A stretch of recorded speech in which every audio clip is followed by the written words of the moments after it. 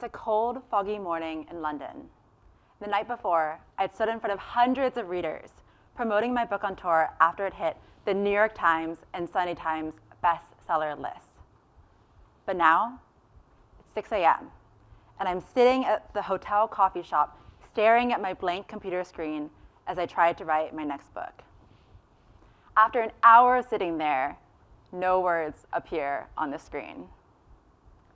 Newsflash, your book won't write itself.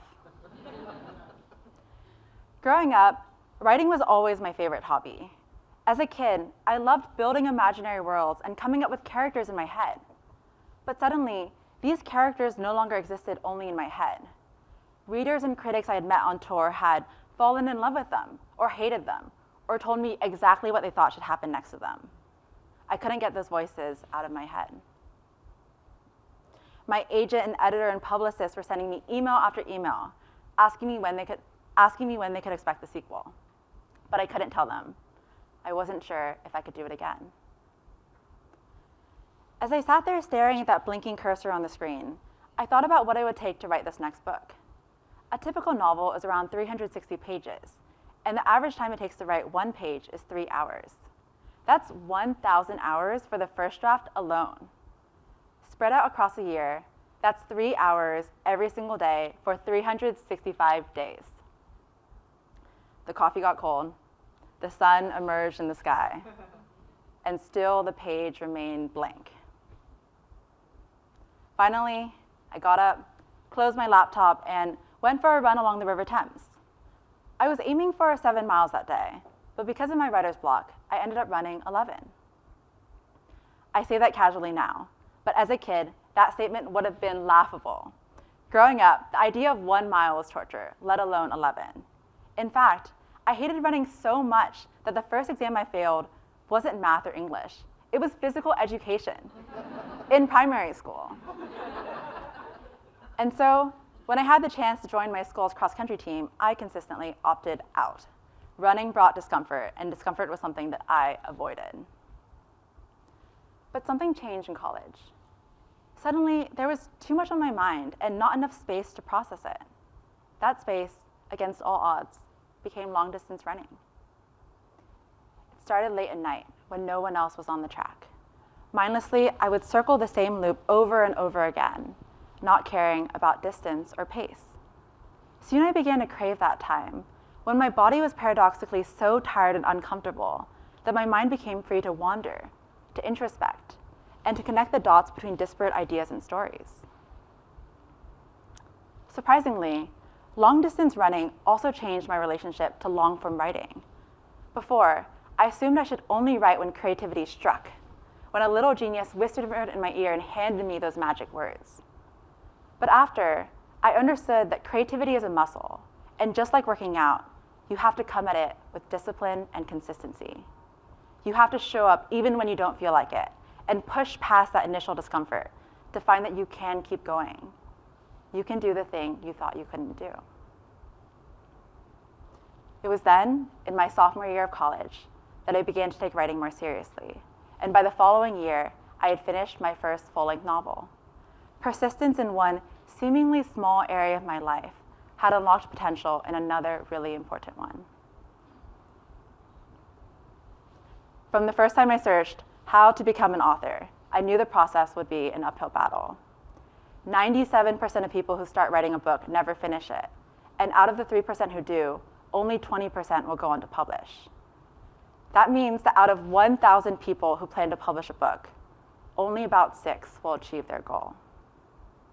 So, how did I keep going? I had to figure out how to wake up at 5 a.m. before work began, to squeeze in my 3 hours of writing before my day job.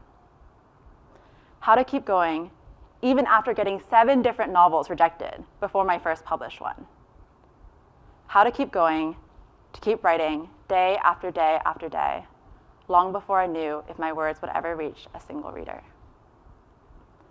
Spoiler alert, external validation isn't enough.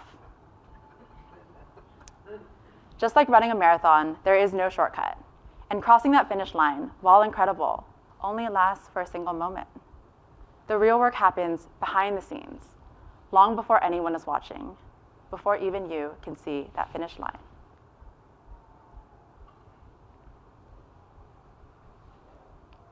When I'm creating a novel, I'm building something so large and complex that I can't see the end from the beginning.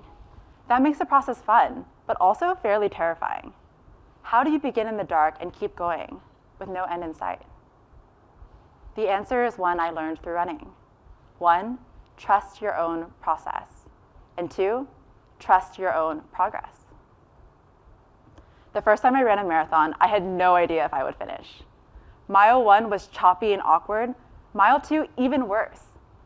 But by Mile 3, my feet remembered what they were doing. Losing myself in that rhythmic push and pull of my own breaths, I began to enter that special place, where your thoughts fade, where your doubts settle, where you trust your own feet against the ground and the progress you're creating as you run and run and run. The creation is slow yet tangible, like the creation of a novel. And slowly, as you do it over and over and over again, you start to have faith in the process. Since that first race, I've continued to run. The nerves have lessened, though they never entirely dissipated. For me, if I fixate on that end result, I grow uneasy and I doubt myself. But if I focus on the present moment, on one foot in front of another, then I can trust the process. I can trust my own process. I know that one day, someday, I will get there. Much of any creative process involves letting go. Letting go of perfectionism, or the vision or idea that first brought you to that page. Letting go even of your own hopes and dreams, which can often impede rather than propel the creative process. If I want to write the perfect book, I'll end up writing nothing at all. Here at Stanford Business School, many of my classmates tell me, I wanted to be an author when I grew up, but I'm not creative enough. Let me tell you a secret. Creativity isn't something you're born with. It's not fairy dust that falls from the sky. It's the act of parking yourself in your chair even when you don't feel like it, and pushing past that imposter syndrome and self-doubt and writer's block to find that you can keep going. You can do the thing you thought you couldn't do. For me, no finished manuscript ends without tears. It's a joyful moment, but it's also bittersweet. The thing that once existed only in your head now lives out in the world. When readers open my book, it no longer belongs to me.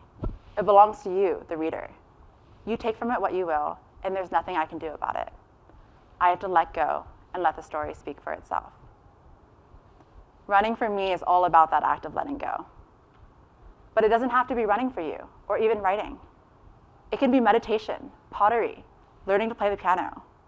But tell me this, what is that space you create for yourself? What is that space where you give yourself time to let your thoughts wander, to introspect, and to be free of the noise and clutter of our busy, busy world?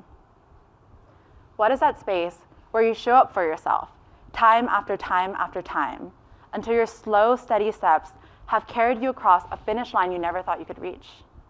Imagine that feeling when you realize you can do the thing you thought you couldn't do.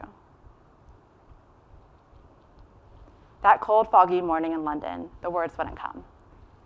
But as I went for my run, I reminded myself that all I have to do is trust the process and trust my own progress.